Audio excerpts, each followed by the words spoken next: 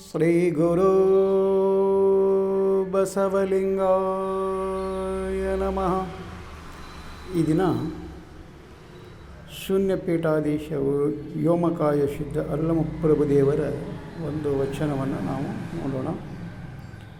ಮಂತ್ರವ ಕಲಿತಡೇನು ಪುನರುಚ್ಚಾರಣೆಯ ಮಾಡಿದಲ್ಲದೆ ಸಿದ್ಧಿಸದು. ಮಂತ್ರವ ಕಲಿತಡೇನು ಪುನರುಚ್ಚಾರಣೆಯ ಮಾಡದಿದ್ದಡೆ ಸಿದ್ಧಿಸದು. ಮದ್ದನ್ನರಿದು ಫಲವೇನು ಪ್ರಯೋಗಿಸಿಕೊಂಡಲ್ಲದೆ ಮಾಡದು. ಮದ್ದನ್ನರಿದು ಫಲವೇನು ಪ್ರಯೋಗಿಸಿಕೊಂಡಲ್ಲದೆ ಮಾಡದು. ಲಿಂಗವನ್ನರಿದಡೇನು ನೆನಹಿಲ್ಲದೆ ಸಿದ್ಧಿಸದು ಕಾಣ ಗುಹೇಶ್ವರ.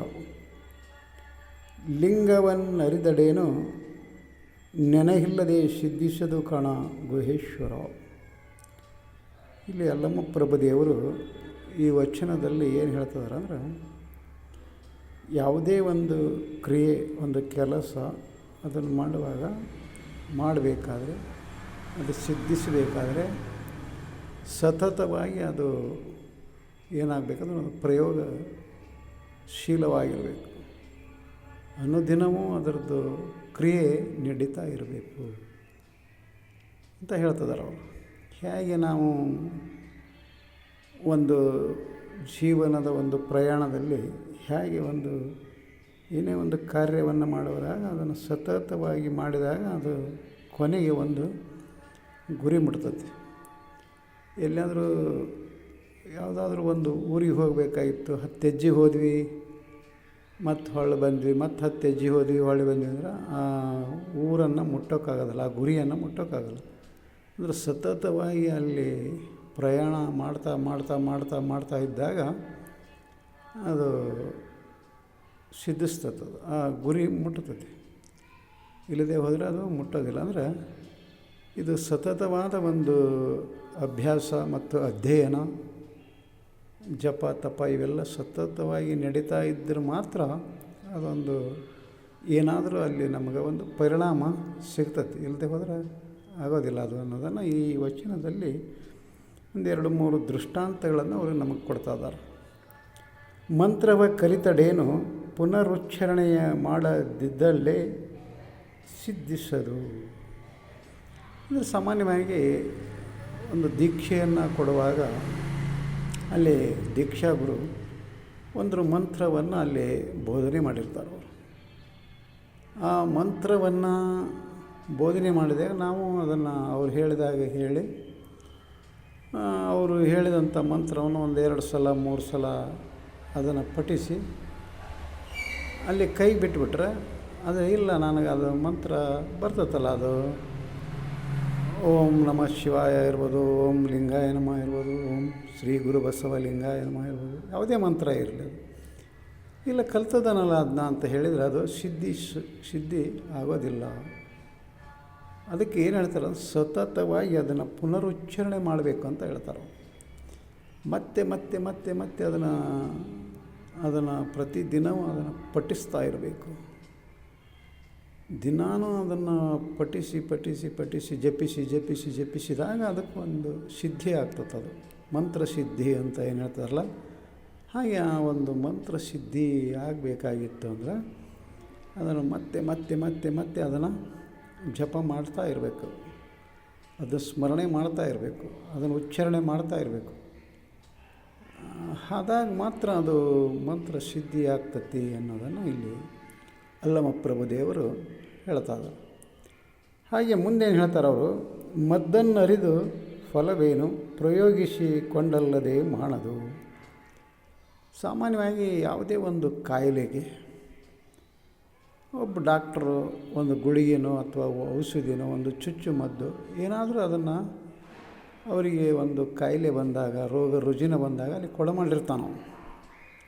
ಇಂಥ ಗುಳಿಗೆ ತಗೋ, ಇಂಥ ಔಷಧಿ ಕುಡಿ, ಇಂಥ ಚುಚ್ಚುಮದ್ದು ಹಾಕ್ಸಿಕೊ ಅಂತ ಹೇಳಿ ಅಲ್ಲಿ ಡಾಕ್ಟ್ರ್ ಹೇಳಿರ್ತಾರೆ.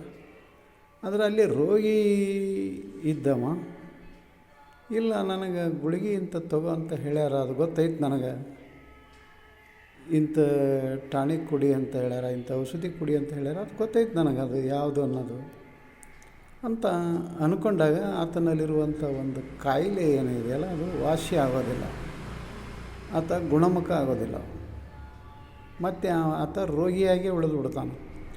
ಅದಕ್ಕೆ ಇಲ್ಲಿ ಏನು ಹೇಳ್ತಾರೆ ಅಲ್ಲಮಪ್ರಭು ದೇವರು, ಅದು ನಿನಗೆ ಯಾವ ಗುಳಿಗೆ ತೊಗೋಬೇಕು, ಯಾವ ಔಷಧಿ ತೊಗೋಬೇಕು ಅನ್ನೋದು ನಿನಗೆ ಗೊತ್ತೈತಿ. ಅದನ್ನು ಪ್ರಯೋಗ ಮಾಡ್ಕೋಬೇಕಲ್ಲ, ಅದನ್ನು ತೊಗೋಬೇಕಲ್ಲ, ಅದನ್ನು ದಿನನಿತ್ಯ ಅದನ್ನು ಮದ್ದನ್ನು ಔಷಧಿಯನ್ನು ತೊಗೋತಾ ಹೋದಾಗ ಒಂದು ಕಾಯಿಲೆ ಏನಿದೆಯಲ್ಲ ದೂರ ಆಗ್ತದೆ. ಇಲ್ಲದೆ ಹೋದರೆ ಡಾಕ್ಟ್ರ್ ಹೇಳಿದ್ದು ನನಗೆ ಗೊತ್ತೈತಿ, ಇಂಥ ಗುಳಿಗೆ ತೊಗೊಂಡ್ರೆ ಅಷ್ಟು ಕೈ ಬಿಟ್ಬಿಟ್ರೆ ಅದು ರೋಗ ಹೋಗೋದಿಲ್ಲ, ಅದು ಮತ್ತೆ ಉಲ್ಬಣ ಆಗ್ತದೆ. ಅದು ಹಾಗೆ ಅದನ್ನು ಏನು ಮಾಡಬೇಕು ಅಂದ್ರೆ ಮದ್ದನ್ನು ನಮ್ಮ ದೇಹಕ್ಕೆ ಅದನ್ನು ಏನು ಮಾಡಬೇಕಂದ್ರೆ ಪ್ರಯೋಗ ಮಾಡಿದಾಗ ಮಾತ್ರ ಅದು ಏನಾಗ್ತೈತಿ ಅಂದರೆ ಅಲ್ಲಿ ರೋಗ ದೂರ ಹೋಗ್ತೈತಿ, ನಿವಾರಣೆ ಆಗ್ತೈತಿ ಅನ್ನೋದನ್ನು ಇಲ್ಲಿ ಹೇಳ್ತಾರೆ. ಹಾಗೆ ಮುಂದೆ ಏನು ಹೇಳ್ತಾರೆ ಅವರು, ಲಿಂಗವರಿದಡೆಯೇನು ನೆನಹಿಲ್ಲದೆ ಸಿದ್ಧಿಸದು ಕಾಣ ಗುಹೇಶ್ವರ. ಅಂದರೆ ಒಂದು ಸೃಷ್ಟಿಕರ್ತ ಪರಮಾತ್ಮನ ಕುರುಹಾದಂಥ ಇಷ್ಟಲಿಂಗವನ್ನು ಆ ದೀಕ್ಷಾಗುರು ಕೊಟ್ಟ ಮೇಲೆ ಅವರು ಕೊಟ್ಟ ದಿನ ಒಂದಿನ ಅಲ್ಲಿ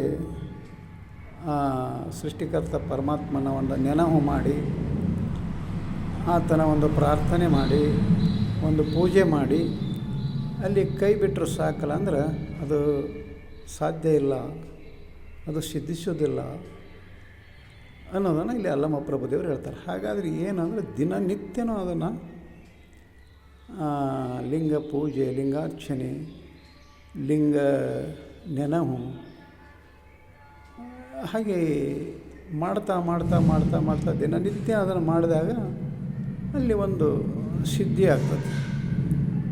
ಅಂದರೆ ಒಂದು ಸೃಷ್ಟಿಕರ್ತ ಪರಮಾತ್ಮನ ಒಂದು ಅನುಗ್ರಹ ಆಗ್ತದೆ, ಒಂದು ಕರುಣೆ ಆಗ್ತದೆ. ಇಲ್ಲದೆ ಹೋದ್ರೆ ಇಲ್ಲ ನಾನು ಲಿಂಗ ಕೊಳ್ಳ ಕಟ್ಕೊಂಡನಿ, ನಾನು ಮಾಡಿದ್ದೆ ಪೂಜೆ ಅವಾಗ ಹೋದ ವರ್ಷ ಮಾಡಿದ್ದೆ, ಹೋದ ತಿಂಗಳು ಮಾಡಿದ್ದೆ, ಹಿಂಗೆ ಅಂದ್ರೆ ನಡೆಯೋದಿಲ್ಲ. ಅದು ಅಂದ್ರೆ ಸತತವಾದ ಕ್ರಿಯೆ ಇಲ್ಲಿ ನಡಿಬೇಕು ಅನ್ನೋದನ್ನು ಅಲ್ಲಮಪ್ರಭು ದೇವರು ಹೇಳ್ತಾರೆ. ಯಾವುದೇ ಒಂದು ಕಾರ್ಯ ಹಿಡಿದದ್ದನ್ನು ಬಿಡಬಾರ್ದು, ಅದು ನಿಶ್ಚಯವಾಗಿ ಅದನ್ನು ಗುರಿ ಮುಟ್ಟವರಿಗೆ ಒಂದು ದೃಢತೆಯಿಂದ ಅದನ್ನು ಪಾಲನೆ ಮಾಡಿದಾಗ ಮಾತ್ರ ಆವಾಗ ಅದು ಏನಾದರೂ ಒಂದು ಸಿದ್ಧಿ ಸಿಗ್ತದೆ. ಇಲ್ಲದೆ ಹೋದರೆ ಒಂಥರ ಅಡ್ಡು ಬಿಡಂಗಿ ಥರ ಆಗಿ ಹೋಗಿಬಿಡ್ತೈತಿ.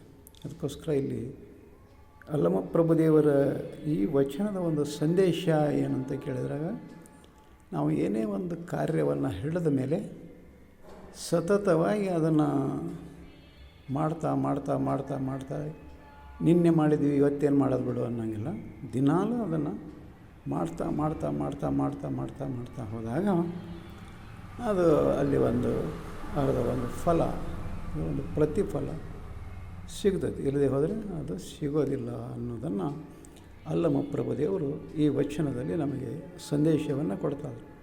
ಹಾಗೆ ನಾವು ಸಹಿತ ಒಂದು ಮಂತ್ರ ಸಿದ್ಧಿಯಾಗಬೇಕು, ಒಂದು ಮದ್ದು ಅದು ನಮಗೆ ಅದರ ಪರಿಣಾಮ ಬೀರಬೇಕು, ಆ ದೇವರ ಒಂದು ಕರುಣೆ ನಮಗೆ ಸಿದ್ಧಿಸಬೇಕು ಅಂತ ಇದ್ದರೆ ಮತ್ತೆ ನಾವು ಅಲ್ಲಿ ಏನು ಮಾಡಬೇಕಂದ್ರೆ ವಚನಗಳನ್ನು ಮೊರೆ ಹೋಗಬೇಕಾಗ್ತದೆ, ವಚನಗಳನ್ನು ಓದಬೇಕಾಗ್ತದೆ, ವಚನವನ್ನು ಓದಿ ಪಚನ ಮಾಡಿಕೊಳ್ಬೇಕು. ಆವಾಗ ಈ ಅಲ್ಲಮಪ್ರಭು ದೇವರು ಹೇಳಿದ ಹಾಗೆ ನಮಗೂ ಸಿದ್ಧಿಗಳು ಪ್ರಾಪ್ತಿಯಾಗ್ತಾವೆ. ಅದಕ್ಕೋಸ್ಕರ ವಚನಗಳನ್ನು ಓದೋಣ, ಪಚನ ಮಾಡಿಕೊಳ್ಳೋಣ ಅಂತ ಹೇಳುತ್ತಾ ಈ ವಚನಕ್ಕೆ ವಿರಾಮ ಕೊಡ್ತಾ ಇದ್ದೇನೆ. ಶರಣು ಶರಣಾರ್ಥಿ.